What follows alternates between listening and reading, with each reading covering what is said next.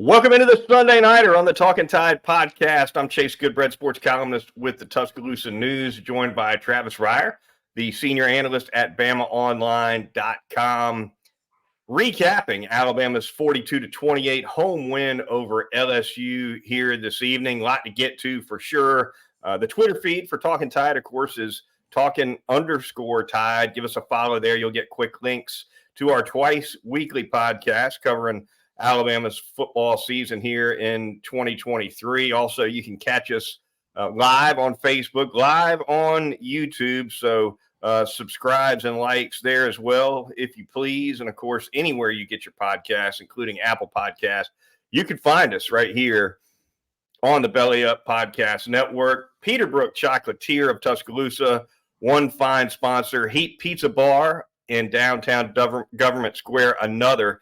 More on both of them a little later in the program, Travis. But first, we try to get our arms around a wild win for Alabama, 42-28. A lot of scoring, a lot of big plays, a little bit of controversy, a little bit of everything for you. But Alabama gets it done, Travis. And before we dive into the ins and outs of the game, just big picture wise, Alabama now can clinch the SEC West with a win in Lexington on Saturday. Georgia can clinch the East at home against Ole Miss next weekend.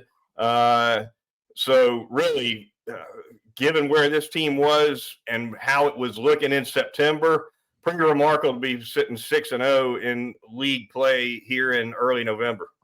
Yeah, a lot of folks, even after that South Florida performance, given what we've seen from Alabama over the last 15, 16 years even, didn't like the Crimson Tide's chances of getting to Atlanta in early December. But right there on the precipice now, with just needing a win from the two games that are left in conference play with Kentucky and Auburn, and a team that continues to improve. We wondered if they would be able to carry over that second half against Tennessee.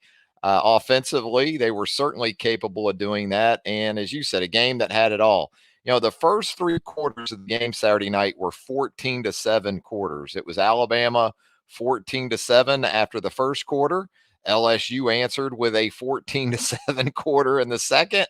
Alabama with a 14-7 in the third. It really was kind of like a Grand Slam championship in tennis, right? Kind of 7-6, 7-6, and then you get into that. 40, yeah, absolutely. You get into kind of those tiebreaker type scenarios, and Alabama's defense finally, and we're going to talk about it. The situation with Jaden Daniels going out there early in the fourth quarter.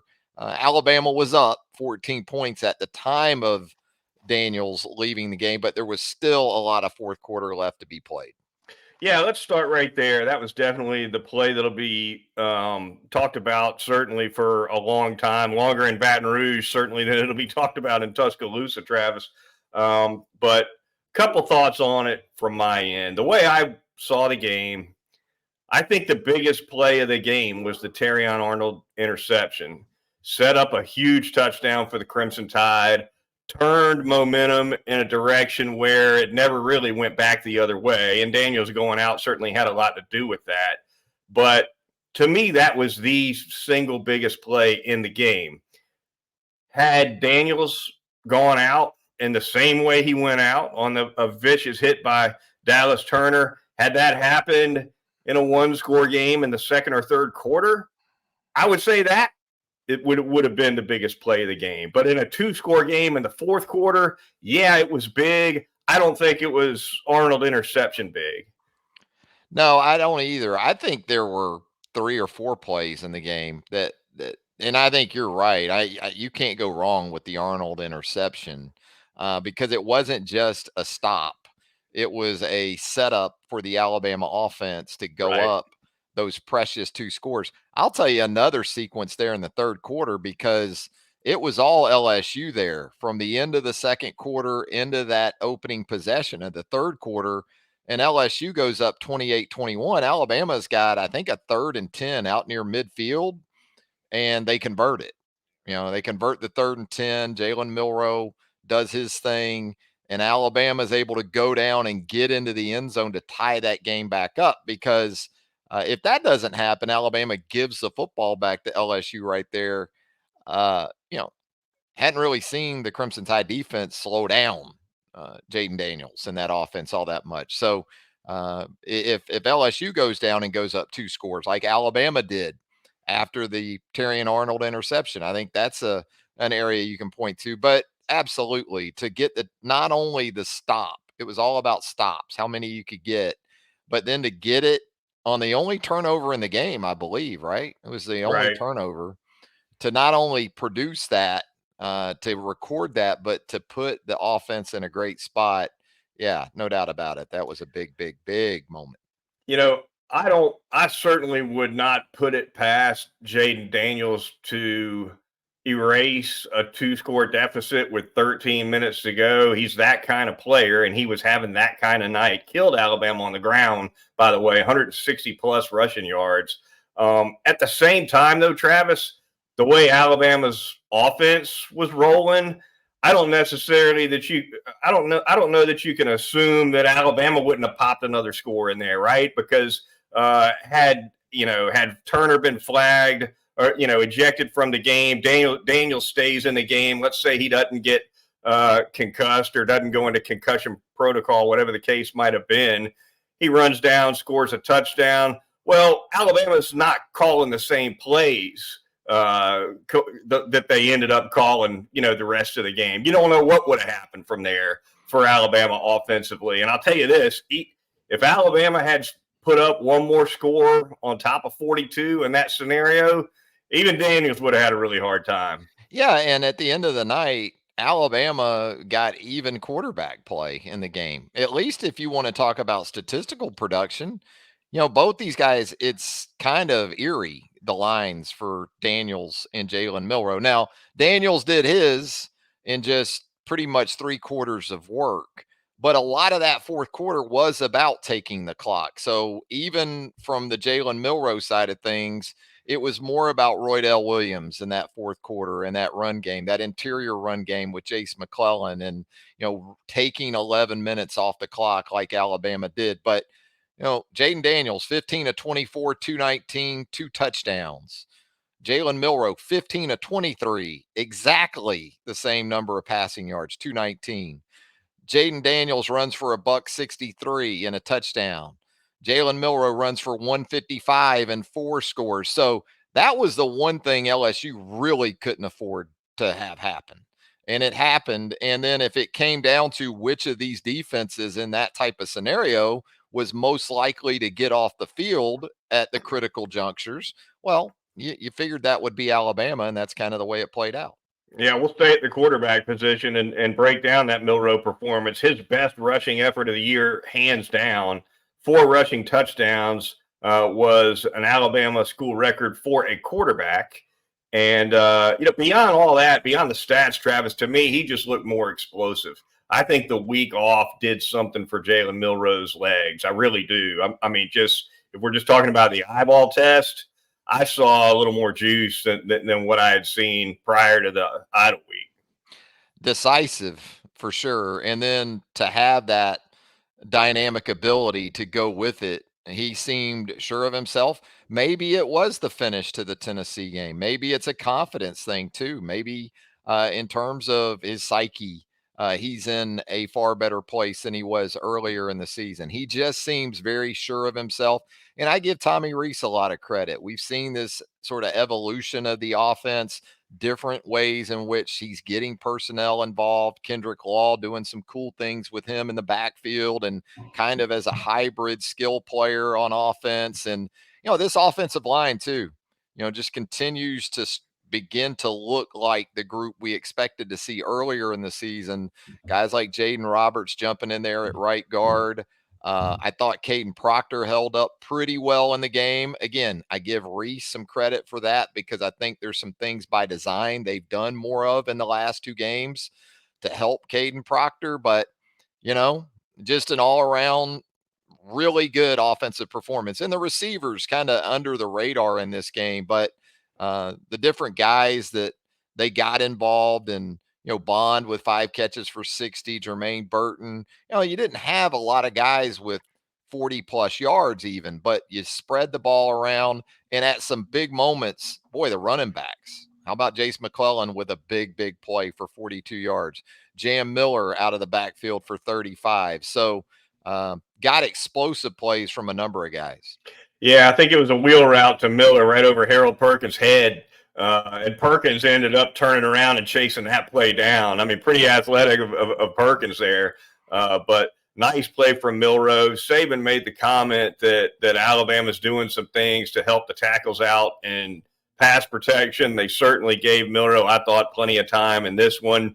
Likes the way Milrose stepping up a little bit more in the pocket too. And I think that has kind of begotten a situation for Milroe where it seems like he's finally looking for the check down a little bit more. Sometimes after the step up, the little dumper to Jace McClellan, for instance, was a huge play. That's a play that Milroe might have tucked in September, right? You've got, and also on some of these big runs that Milroe broke off, he was holding defenders around the line of scrimmage with a little pump fake or at least a little look toward a check down receiver.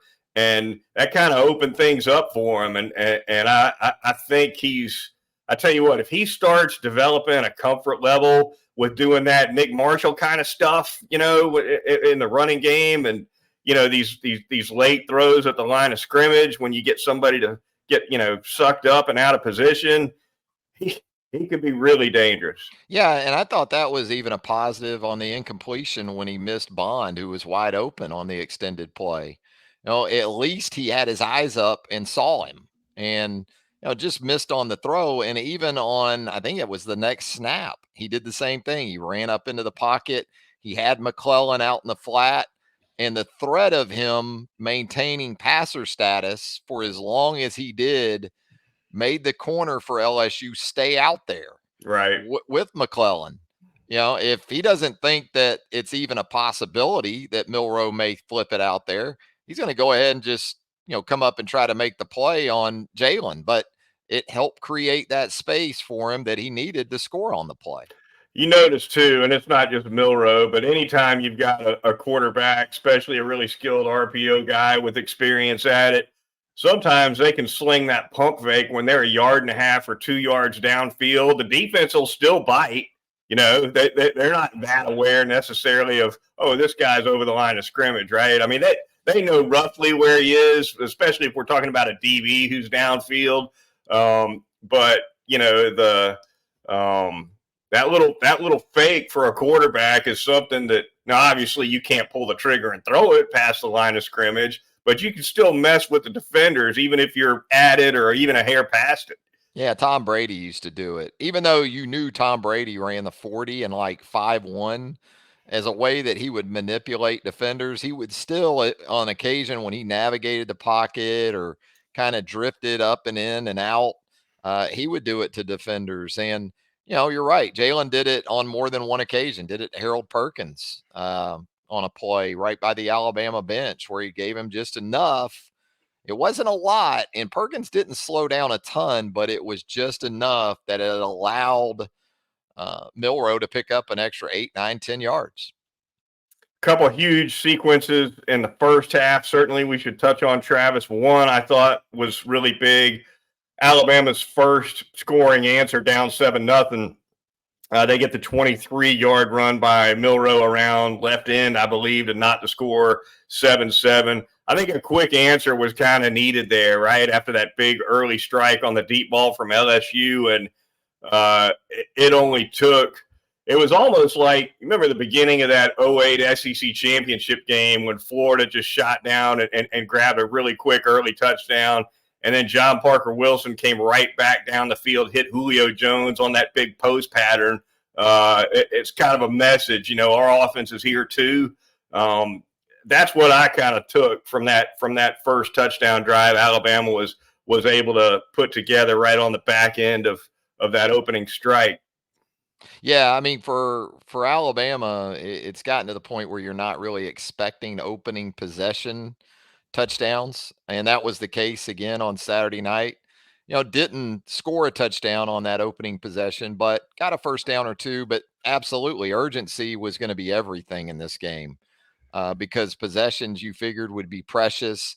So once LSU got off to that early lead and still had the hammer coming out to start the second half, it was imperative for Alabama to go get in the end zone. And I like that on the first down play that Milroe scored on, they went with a design quarterback run, didn't really screw around, didn't just kind of run something basic and then you're 2nd and 7. Now, what are you going to do?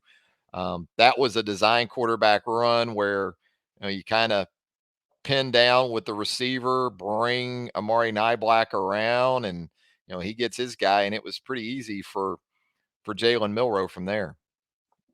LSU touchdown pass at the end of the half, definitely a huge play as well, Travis. Obviously, that was a real downer for Alabama to go in like that because LSU, I believe there was only 101 left on the clock when LSU took over that possession. They zip right down the field. They get the touchdown in, I think, 56 seconds, so 5 seconds left on the clock. And it's a play where if Alabama can just make a tackle, I'm pretty sure LSU was out of timeouts. Don't know that they're able to. I don't think they'd be able to get the field goal off in that situation. Maybe does the clock? Now I know the rule changed. It's the last 2 minutes of each half on first downs. The clock stops, right? Right. It's not just the second half. I suppose. So with a first down there, if the clock does stop inside 2 minutes, yeah, you can still maybe get the field goal. But that was okay at that point because what was worse really was that you had LSU in 3rd and 9 backed up with about 35 seconds left. Right. And Daniels gets out the gate and crushes you. Yep. You got Christian Story in the middle of the field. He's got great coverage on Brian Thomas. The problem is he's got his back to Jaden Daniels, who's just sprinting up the middle of the field. And look, for both these teams, with what these quarterbacks were able to do with their legs, boy, guys like Deontay Lawson, guys like Jahad Campbell, guys like Spates and Penn for LSU, rough night to be a linebacker against these guys. They shouldn't call them spies. They should call them goats. I mean, I don't just mean in this game. No, it's brutal to play those that spies position. have got a tough job with quarterbacks like this, Travis. I mean, yeah, and that would push me to golf probably more than anything. Not that I'd ever have to worry about playing linebacker in the SEC, but it's a tough gig. Safeties too, man. The way that these offenses put you in a bind now and put you in conflict, yeah, it's a thankless. You wonder why all these kids want to play offense more and more. It's harder to find quality defensive players more than ever. Well, Saturday night's a good example why. They like to score. All the youth coaches will tell you they all run to that wide receiver line. Well, they don't want to go viral on YouTube or the gram for getting faked out of their cleats, right? Too. I mean, it's rough to play defense more than ever. Special teams wise, Travis, Will Reichard, first couple of misses of the season, 47 and 43. Phenomenal season, phenomenal career for Will Reichard. Not the game you want to finally break a remarkable streak that goes back 13 months almost, Travis. Last time before Saturday, last time he'd missed a field goal was Tennessee in Knoxville, if I'm not mistaken. So tip of the cap for sure for the run he was on. As it turned out, though, this was a game where Alabama was able to punch in enough sevens that it did not matter. It didn't. Did a nice job in the red zone of scoring touchdowns when they had opportunities. That second one was maybe more surprising than even the first because he thrives in those situations. I know you can look back to the Tennessee game last year and talk about the 50-yarder. But that was an in-game situation. It makes that when the game is definitely over. It was pretty much over. But when you've got a kicker like that on a 4th and 1, instead of going for it, which a lot of college teams would do, even in that situation, you feel good about it. So it was extremely rare to see him have those kind of struggles. But again, in the same manner in which he bounced back from the Tennessee kick a year ago, I fully anticipate that's what he'll do after this. All right, the Talkin Tide podcast on the Belly Up Podcast Network. Moving on, we're going to thank a couple of sponsors now here really quickly. We're going to start telling you all about Heat Pizza Bar. No better place to get pizza in Tuscaloosa than Heat Pizza Bar, located in Government Square, 2250 6th Street. They got that outstanding public parking garage right behind, so it's always easy to get a parking spot. Not easy to get parking downtown much anymore, but you can definitely park to your heart's content if you want some of that heat pizza. And I tell you what, it's the best pizza in town. I love the standard. I love the Thai chicken pizza, especially. They've got a wide selection of signature pizzas, also a full bar, flat screens all over the place with all the biggest sports running, weekends, weeknights, you name it. Head over there. Great cocktail specials, too. You can catch them for happy hour in the afternoon, 2 to 6 p.m., $3 off. Cocktails, actually 11A to 10P, and 2 to 6. You can get those specials on the pizza. Some of those pizzas as cheap as $8. You just cannot beat that. Over at Heat Pizza Bar, once again, 2256th Street in Government Square. I'm going to tell you about Peterbrook Chocolatier out there at 1530 McFarland Boulevard North in the Indian Hills section of Tuscaloosa. There is that chocolate wheel, and they'll do milk chocolate, they'll do white chocolate, and they'll do dark chocolate. Fresh right there for you at Peterbrook. That chocolate covered popcorn continues to be the signature item for Peterbrook, but the chocolate footballs, never a better time of year than to secure one of those than right now. Got the holidays coming up.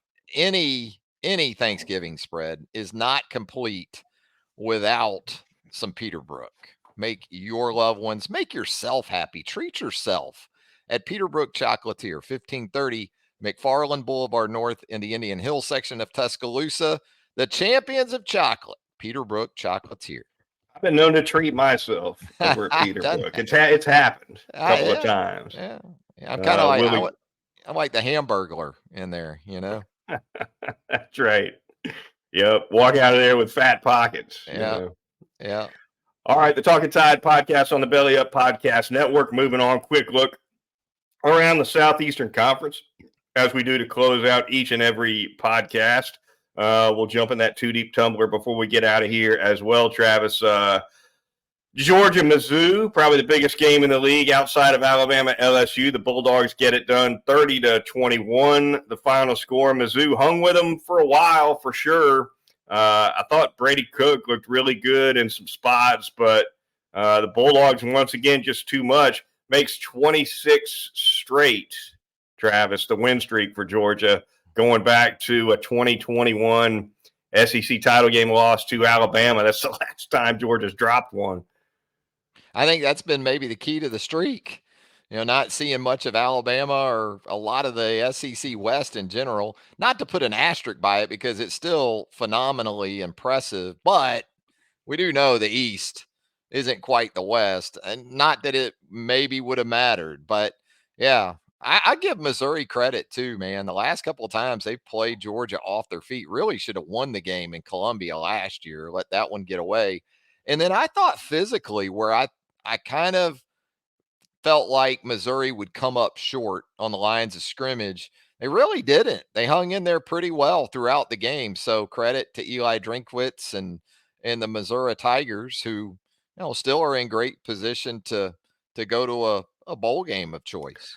I really like that lad McConkey's game. He's such a difference maker for that offense, Travis. And the timing has been perfect for Georgia because if you remember, McConkey had some back issues early in the season, and he was slow out of the gate. And Georgia's offense, I think part of the reason Georgia's offense hiccuped a little bit in the early part of the season was because McConkey wasn't the same guy. Well, he starts to find his fifth gear around midseason, and then you lose Brock Bowers, the star tight end, and it's almost like McConkey's like, "Hey, I'm ready to go. Throw it my way." He is, and he can get over the top. He can do it on the intermediate routes. Really good all around receiver. He's good on the tunnel screens too, which is a favorite of the Georgia offense. And, it times out perfectly with Brock Bowers out. That, You've got a Dom Lovett, a Missouri transfer, ironically enough, who comes up big for you. Ra Thomas, you bring in from Mississippi State. So I think on the outside, Georgia's in about as good a shape as it's been in quite a few years. And now it's just a question of when can the Dogs get Brock Bowers back into that thing? So Ole Miss gives Georgia more of a game than Missouri did, you think? I don't see it because I wondered if Missouri could hang in up front. And again, credit to Missouri. I thought they did pretty well in that regard. I just don't see it with Ole Miss really at all. Now, Lane can scheme and cover for some things that way. But especially on the defensive side, I just feel like this is a game that kind of like Alabama a couple of years ago in Tuscaloosa against Ole Miss when it just took the air out of the ball, like held it for 40 minutes. I think Yeah. if Georgia wants to do that Saturday, it can. It may not be to the liking of the fan base entirely, where Mike Bobo is concerned, but I don't think Georgia has to reinvent the wheel, put it that way, to get the job done. Speaking of Ole Miss, Travis, 38-35 winners over Texas A&M. That game was definitely tight at the end. Ole Miss able to pull it out. Rough one again for Jimbo. I tell you, it's been a forgettable year for Jimbo Fisher, no question about it. But Lane Kiffin with a couple of veiled digs on A&M during the week, and Veiled. yeah, as veiled as Lane can veil them. Relative to Lane, they were Yeah. veiled. Anybody else, they would be just straight talking ish. But no, it looked like maybe Lane was going to have to eat some of them there for a minute, boy. But Ole Miss gets the job done. It's tough for A&M, and you can say what you want about Jimbo and the shortcomings and the underachievement, but I watched that team this year, and when I've watched A&M, it hasn't been an effort thing. They're just not very good on the back end of that defense. We saw Alabama take advantage of it. Ole Miss was able to take advantage of it. And then offensively, they still go through these stretches where, there's not a lot going on. But you score 35 even against Ole Miss in that offense with A&M's front seven. You feel like that should be enough to get the job done on the road. Arkansas 39-36 in overtime. Travis, Sam Pitt, maybe conceivably a job saver, or maybe a piece of a job saver for Sam Pittman. Big win. And Arkansas has played in a lot of close. They've lost 5 games this year by 7 or less, including the Alabama loss, by the way. So you kind of like to see Sam Pittman get over the top in one of these close games. Turns out Florida's the victim in overtime. First win in Gainesville ever for the Razorbacks. And I think Sam Pittman's safe as kittens for 2024 now. I think he probably was coming back anyway, because when you look at his buyout number, especially, they just backed the Brinks truck up to him a year or two ago. So I think he's in good shape. But yeah, more than anything, you're happy for him. You're happy for KJ Jefferson, who came back. You had the turnover on that offensive staff during the bye week. That looks like a good move, and doing away with Dan Enos and going with Kenny Guyton in a elevated role. So yeah, good for the Hogs on that one. Tough one for Billy Napier. I think Billy Napier's fine too, because he's got the promise of a recruiting class and a recruiting effort in general, but it probably expedites the Heat by about a year. If he had an 8-4 this year, that probably gives him for sure 2 more years. But Florida now gets Missouri. Florida gets LSU this week on the road, then goes to Missouri on the road, and then wraps up against Florida State. Florida has 5 wins. That's why Saturday was so important to the Gators. They needed that 6th win, because there's absolutely nothing guaranteed for that team as far as 6 wins is concerned now. No, there's not. And on Pittman's contract, I think I've read that there's an interesting little twist in his buyout clause, by the way, whereby if his overall record fell to like 500 or less, he could be fired for like half of the buyout, would be like 50% of future earnings. Whereas if he was above 500, it goes to like 75% of future. That's $5 million. That's a $5 million difference on that buyout. And I think the Florida win clinched that 75% figure for him if they did decide they want. It's going to be an extra $5 million now to get rid of him now that they beat Florida, if I read that right. And I think that fan base, they truly like Sam Pittman. It'd be a lot easier if he was Petrino-like in terms of off the field or his persona, right? You want Sam Pittman to do well. Pretty much everybody does. And I think that's certainly the case within that fan base. No doubt about it. All right, before we get out of here on the Talkin Tide podcast, we're going to hit this two deep tumbler. Pretty good timing here, Travis, with just a couple of games left to go. 3 games left on Alabama's schedule. We're now down to just 5 balls left in the tumbler, which we've been picking at since the summertime. This week, what comes out is number 5, Roydell Williams, the Alabama running back. Played pretty well for Alabama. We didn't touch a ton on the running game for Alabama. We touched on it some. He looked good. McClellan looked good. Travis, I thought it was a big game for Alabama's offensive line, primarily in terms of run blocking. But Roydell got some tough yards for Alabama between the tackles for sure. He did, and we were talking about that sequence where I think it's 28-21, and Jalen converts the 3rd and long there to maintain that possession, and then right after that, Alabama just gashed LSU really between the guards. And Jaden Roberts was great. Seth McLaughlin did some really good things. The tight ends contributed. Tyler Booker, the entire front. And Roydell is a guy a couple of years removed from that knee injury. You talk about confident in how he runs the football and gets behind his pads and finishes runs with authority, very decisive. He gave them a real boost there, especially in the second half Saturday night. Burton Burns would have been a Roydell Williams fan just by the way he likes to get upfield. You know what I mean? Burton was a one-cut, get upfield kind of running backs coach, and that's what you see from Roydell. You do, and he can also do some good things in pass protection and as a receiver. But, yeah, he was decisive. He was powerful, and he made Errol Perkins on the touchdown run, I thought, make a business decision because Perkins had a shot at Roydell there in the hole, and he went low. And Roydell did a nice job of keeping his feet clean and kind of stepping through that and scoring pretty easily. So good job by everybody involved there. All right, that's going to do it for this edition of the Talkin Tide podcast on the Belly Up Podcast Network. Be sure to join Travis and I once again on Wednesday night when our midweek podcast previews the Crimson Tide's upcoming road game in Lexington against those Kentucky Wildcats. Until then, for Travis Reier of BamaOnline.com, I'm Chase Goodbread, sports columnist with the Tuscaloosa News. And we'll talk to you in 3 days right here on Talkin Tide.